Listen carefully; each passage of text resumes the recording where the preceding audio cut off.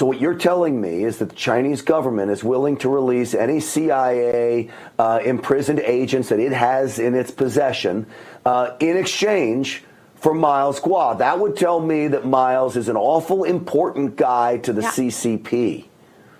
Absolutely. So, in fact, back in 2017, when Xi Jinping first met with President Trump, he offered the same deal. He said, I want Miles Guo back to China. He even offered an assistance package of North Korea in exchange of Mr. Miles Guo's return.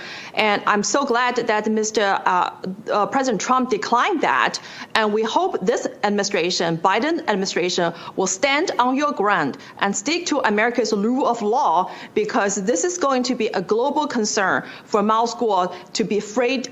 Ms. Miles Guo needs to, be bailed out immediately. So, Nicole, I have been told that Miles Guo would have been fully willing to testify in this Pras Michel case, and that he would have named names of those compromised inside the Justice Department. You named George Higginbotham, who pled guilty to some charges surrounding this case. There are others inside the Justice Department, and Miles Guo is willing to name them?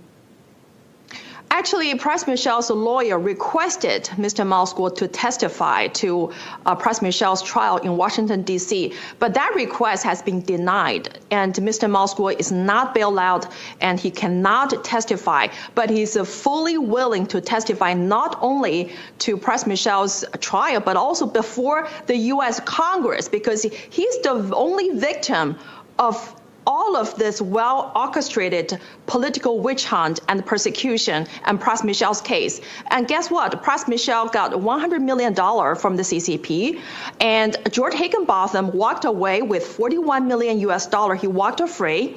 And Elliot Brody, he was promised $75 million if he became successful in influence the Trump's White House and DOJ to return Mr. Miles Guo. And Stephen Wynn got special license from the CCP to run his casino business in Macau, controlled by the Communist China.